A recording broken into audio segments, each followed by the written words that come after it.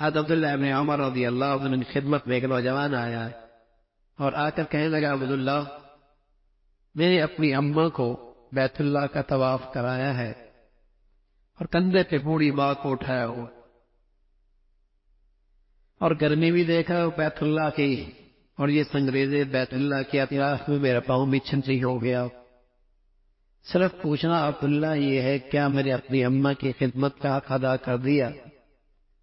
کہنے لگا بیٹے ساری زندگی بھی یہ خدمت کرتا رہے، جب تیری ماں نے تجھے جنا تھا اور جو درد اٹھایا تھا اس ایک درد کا ساری زندگی کی یہ خدمت بدلا نہیں ہو سکتی. لیکن جوانی مستانی ہوتی ہے، کہاں ماں باپ کی تکلیفیں یاد رہتی؟ جوانی مستانی ہوتی ہے، کہاں ماں باپ کا دکھ درد یاد رہتے ہیں؟ اسے احساس ہی نہیں ہوتا کتنی راتیں میری ماں نے میرے باپ نے میری خاطر جاگ کر گزاری. میری بیماری ان کی بیماری بن جاتی تھی اور میری تکلیف ان کی تکلیف بن جایا کرتی تھی اور میری بھوک ان کی بھوک بن جایا کرتی تھی اور میری نیند کا نہ آنا ان کی نیندیں اڑ جایا کرتی تھی. نہ جانے کتنی راتیں تکلیف پہ گزاری، لیکن یہ اس موسم کو ہی بھول جاتا ہے، اس موسم ہی کو بھول جاتا ہے. حالانکہ اللہ نے جب اپنا حق بتایا، اپنا حق ایک جملہ کا اللہ تعبدوا الا ایہ، لیکن جب بات اماں ابا کی آئی وبالوالدین احسانا اما یبلغن عندک الکبر احدہما او کلاہما فلا تقل لہما اف ولا تنہرہما وقل لہما قولا کریما واخفض لهما جناح الذل من الرحمة وقل رب ارحمهما كما ربياني صغيرا.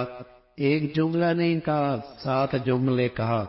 کندھے جھکا لینا، آج نہیں دکھانا، انکساری کا مظاہرہ کرنا، تحمل کرنا، برداشت کرنا، سارے سبق دیے اور فرمایا یہ سب کچھ بھی ماں باپ کی خدمت میں کر ڈال، پھر بھی حق ادا نہیں ہو سکتا.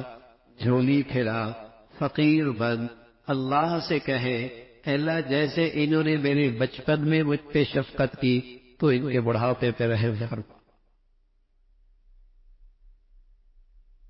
لیکن میرے عزیزوں جب خون سفید ہونے لگ جائے، حیا اور رستت ہونے لگ جائے، عفت پاک دامنی گندگیوں سے بھر جائے اور یہ گندے ڈرائے ابلاغ کی گندگیوں سے ساری قدریں مٹ جائیں، پھر ماں باپ کی عظمت کا کھانا کہاں رہے؟